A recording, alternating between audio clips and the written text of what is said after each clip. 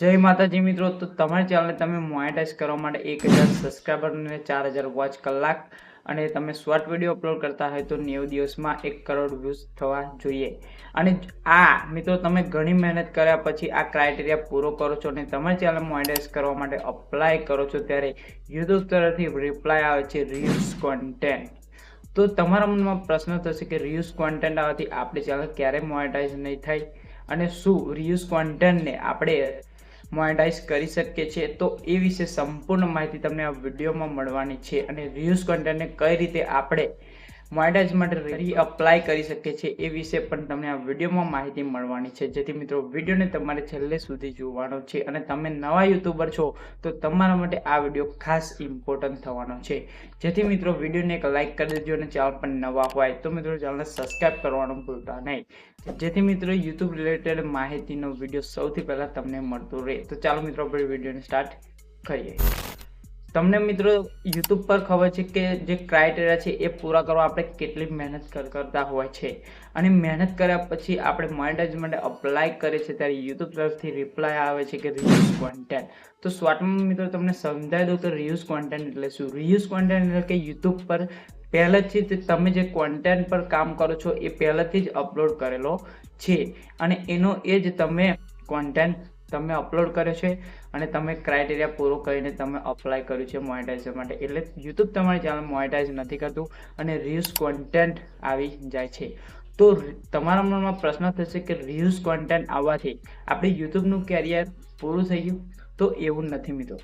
Reels content આવવાથી તમને YouTube એને સુધારો કરવાનો તમને ચાન્સ આપશે. એટલે કે તમે જે રીલ્સ કોન્ટેન્ટ છે અથવા કે કોપીરાઇટ આવી ગયું હોય તો એ વસ્તુને સૌથી પહેલાં તમારે ડિલીટ મારી દેવાનું.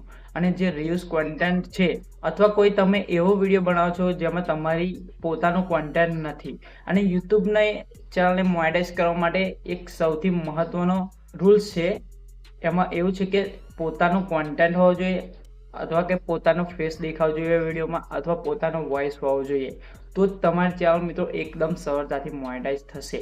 અને જો તમારી ચેનલ પર રીલ્સ કોન્ટેન્ટ આવી ગયું તો સૌથી પહેલાં જે રીલ્સ કોન્ટેન્ટ છે જે અગાઉ જે તમે વિડીયો અપલોડ કરી છે એ તમારે ડિલીટ કરવાની રહેશે અને નવેસરથી મિત્રો તમારો પોતાનો કોન્ટેન્ટ બનાવી તમારી યુટ્યુબ પર અપલોડ કરવાનો છે. એની એ જ ચેનલમાં નવી ચેનલ બનાવવાની જરૂર નથી. અને જે 10-15 દિવસનો સમય આપ્યો છે એમાં તમારે દરરોજ કામ કરવાનું છે અને તમારી ચેનલ ફરીથી જે સબસ્ક્રાઈબર તો ગણાશે 1000 તમારે કરવાની જરૂર નહીં રહે, પરંતુ જે તમે વિડીયો ડિલીટ મારો છો એનો વોચ ટાઈમ ઘટી જશે.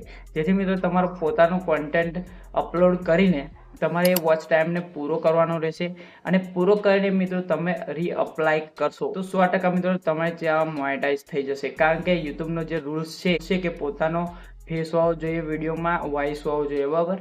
તો હવે જે રીલ્સ કોન્ટેન્ટ હોય એ તમે ડિલીટ માર્યો અને પોતાનું કોન્ટેન્ટ અપલોડ કર્યો એટલે તમારે વોચ ટાઈમ એકલો પૂરો કરવાનો રહેશે અને પછી અપ્લાય કરશો એટલે 100% મિત્રો તમારી ચેનલ મોનેટાઈઝ થઈ જશે, બરાબર. કોઈ પણ ઇસ્યુ નહીં આવે. તો રીલ્સ કોન્ટેન્ટ આવવાથી આપણે ગભરાવાની જરૂર નથી અને યુટ્યુબને છોડવાની પણ જરૂર નથી. મેં કહ્યું એ રીતે કામ કરશો તો 100% મિત્રો તમારી જે રીલ્સ કોન્ટેન્ટનો પ્રોબ્લેમ સોલ્વ થઈ જશે અને રીલ્સ કોન્ટેન્ટ આવેલો છે એ ચેનલ પર મોનેટાઈઝ થઈ જશે. બને ત્યાં સુધી મિત્રો યુટ્યુબમાં કોપી પેસ્ટ નહીં કરવાનું પણ પોતાનો કોન્ટેન્ટ અપલોડ કરવાનો છે. તો આશા છે કે મિત્રો તમને માહિતીમાં ખબર પડી ગઈ છે. તો જલ્દીથી મિત્રો વિડીયોને લાઇક કરી દેજો. ફરી મળીએ નવી વિડીયો નવી માહિતી સાથે. ત્યાં સુધી જય હિન્દ, વંદે માતરમ.